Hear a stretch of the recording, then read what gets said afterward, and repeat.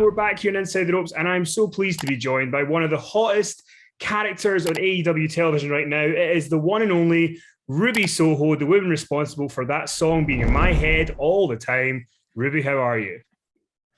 You're welcome. I'm wonderful. Thank you so much for having me. I appreciate it. Yeah, it's great to talk to you. And I mean, you're running AEW so far has been like a breath of fresh air for fans of yours and people who've wanted to see more of you. Can you talk a little bit about the initial negotiations of you coming to AEW and what made you feel that that was the right fit for you? Honestly, it was probably the moment, like I kind of always had a good feeling. A lot of my friends had worked at AEW and they've always said wonderful things about it. And to be honest, like I'm waiting for something to go because it's like too good to be true at this point, because this place it's so rad and it's just so much fun and I love coming to work and everything like that. So but they always had such good things to say about it. I've always been a fan of the product. But like the moment it was for sure like this is where I was meant to be was at All Out when I debuted and I came out to the amazing reception in Chicago. And it was not a doubt after that like this is where I'm meant to be. This is home for me for sure. And when you came out, I mean, were you nervous when you came out All Out that, you know, what the reaction was going to be, how loud it was going to be? Because, I mean, I'm guessing all those worries would have been gone when the people made the noise that they did for you.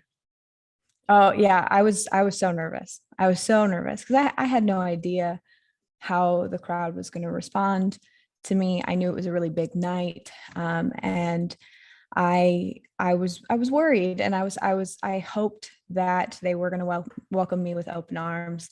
And when they started to chant Ruby Soho prior to me ever coming out, it was real to me in that moment. And I almost started crying. I was like, I gotta pull it together. I gotta go wrestle. But it was everything that I wanted it to be and more. Like it was more than I expected. I was so nervous before that, but it was just that crowd that night was such a special moment and was probably the best moment, you know, in my career to date. Because it was just like a culmination of 11 years of work that I'd done and a lot of nervousness coming into it. And I was so grateful to all the fans there for their warm welcome. It was awesome. And when you win the match and, you know, everybody's going crazy for you, what's going, because I've got to imagine there's a lot of stuff going through your head. You know, earlier in the year you're with WWE, you leave there, you come to AEW, this is your debut. There's got to be a lot of stuff going through your mind when you're getting this, like you say, the biggest moment of your career so far.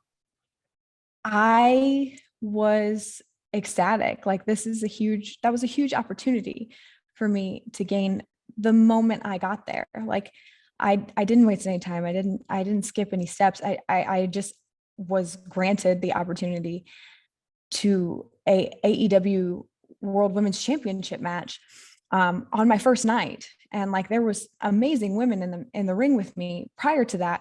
And so it was super overwhelming because it was just like, okay, it's time to get to work, you know? But my favorite part of like that whole moment to me was I won the match and I was so excited and I looked to my left and I just saw like a referee shirt and I was like, please be Bryce. And I looked up and I saw Bryce's smiling face. And I was just so happy. I was like, hi, Bryce. And I just hugged him because I've known Bryce for a long time. You know, I've known him, you know, since the independence. He's seen kind of all of the gradual, you know, advances in my career and all of the steps that I've taken to get to this point. So, you know, he knew, you know, how hard I'd worked to get here and how true and happy my emotions really were. And so to celebrate that with him in that moment was a memory I will literally cherish forever. Well, I've also got to ask you about the Rancid song. I know you've kind of talked about it a little bit, but how did it all come about? Because it feels perfect. And I'm not even joking when I said at the beginning, I genuinely find myself walking around my house sometimes going, Ruby Soho, just involuntarily. It's stuck in my brain. Oh, again, you're welcome. it all just, everything fell into place so perfectly. I honestly couldn't be a luckier girl if my life depended on it. I am fortunate enough to call, one of my heroes, somebody I admire very much, a friend now, which is Lars Fredriksson from the band Rancid. After I was released, I wasn't planning on doing a lot of media. I just kind of wanted to stay off the grid for a little while, but Lars had a podcast. And when Lars Fredriksson asked you to do a podcast, you do a podcast. And it had been brought up what I was going to be called going forward. And I had told him, like, I wanted to keep Ruby because that's where Ruby came from. That was, the inspiration behind the name. And because of Ruby Soho. And he was like, why don't you just go by Ruby Soho? And I was like, I'm sorry, what? And he was like, just go by Ruby Soho. I was like, I didn't know that was an option. And he was like, oh yeah, let me get on the phone with the band. He was like, we can see if we can make it happen. And maybe we could get you the rights of the song. And I'm like melting in my seat. I'm like, oh my God, what? And so like, he just kind of like bestowed this amazing gift to me, of allowing me to utilize this. And I told him afterwards, I was just like, man, people are going to respond whether they like me or not, because they like my song. So I was like, thank you for allowing me to ride your coattails of coolness for the time being. So yeah, no, it's been surreal. It's been awesome. And then we heard the song when you and Britt Baker main evented Dynamite Grand Slam in New York. What was that like to go from All Out and the big reaction to you guys? And how do you find out? Who tells you you're main eventing the Dynamite, which is in front of the biggest AEW crowd they've had so far? I found out when I got there. I found out when I got there and I looked at the card. I was like, hold on. And I'm like trying to find a match after us, and there's not one.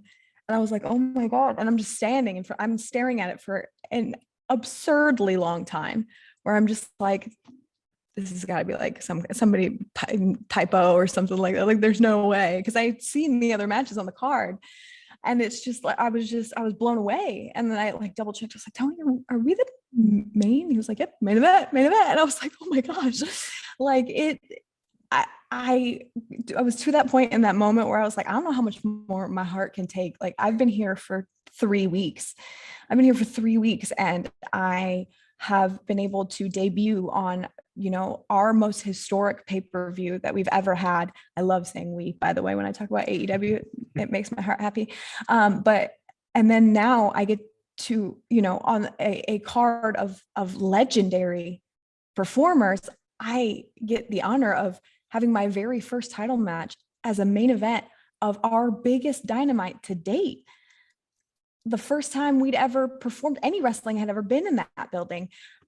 I'm still like, it happened already, and I'm still in disbelief, because it's just been one amazing thing right after the other. I'm like, I don't know, I'm going to top this. Like, these are, and now we have the TBS Women's Championship, and I was like, okay, I guess it's just another like amazing milestone that I get to be a part of. So I just feel crazy lucky, Kenny, like so lucky to be able to be a part of this and to be these monumental moments in AEW's history. I'm just very grateful. Well, it's well deserved is the 2 words I would use. But I want to ask you though about when you have the match with Britt Baker and you obviously are not successful to become the champ. How do you kind of, as a performer, as a character, kind of manage it? Where do we go from here? Because I know that when some people have been in WWE, they say, "Oh, we got a title shot, it doesn't work out," and then you're just back down the card. In AEW, how does that differ? And what's next for you? Do you think if the title match wasn't successful? It was definitely hard. I think I have a lot, like, coming here and having the history that I do and the experience that I do.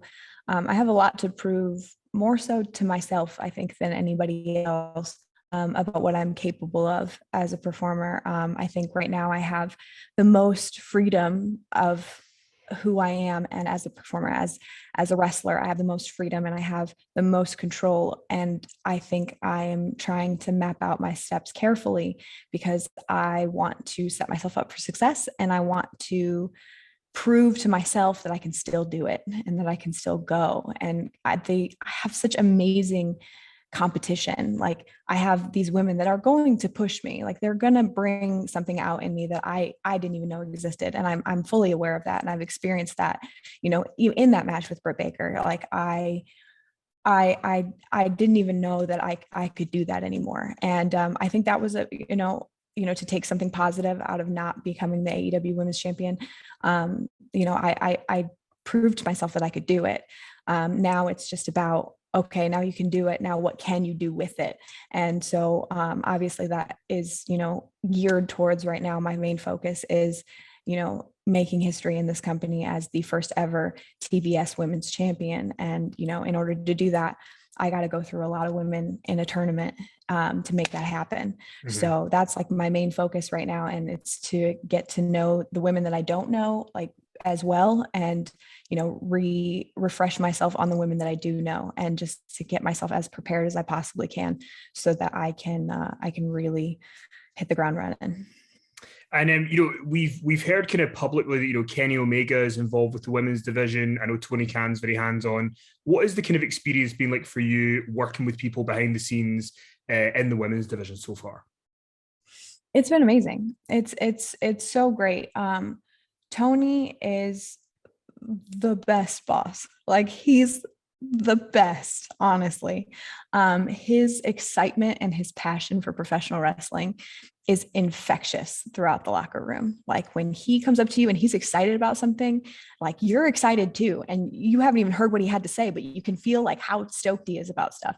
So it's amazing. It's such a positive and inviting energy, and a productive one that makes you want to work hard. It makes you want to go that extra mile because your boss is so excited, so you want to do well for him, for the product, for your peers. Like, you want to do well overall. So it's a very encouraging environment. And like I said, a lot of these people I've worked with years ago. Granted, it feels like a lifetime ago. It was about 5 years ago, but they're still friends. They're still people I road tripped with and stuff. So it felt new, but it also kind of felt old, if that makes sense. Yeah.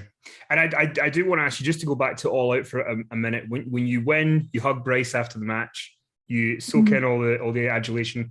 When you go backstage, who's there to greet you? What moments do you have of sort of celebration? Like, what's the celebration like when you get back there and it's like, the debut has gone so well? It was awesome. I had a lot of people that were in the back, and I just kind of broke. I just started, because there was so much emotions, like, so much time had built up to that moment. And it was, like I said, overwhelming, more than I could have ever expected or asked for. And I just broke. And, I had a lot of people that were there to hug me. Tony was one of them. Eddie Kingston was one of them that I've known for a long time. And, but the one that like, I still warms me to my heart was Sarah Rowe. My best friend flew in from Ohio with her 6-month-old child to be there for me on, the biggest day of my career. And she was there, and she had tears in her eyes, and I had tears in my eyes, and Cash probably had tears in his eyes. He probably didn't. He was probably smiling, but I just hugged him. Like, I hugged them so tight because she's been there for every step of my career, and same with her. So it really meant a lot to me to have her there, and it just like made that day perfect, honestly.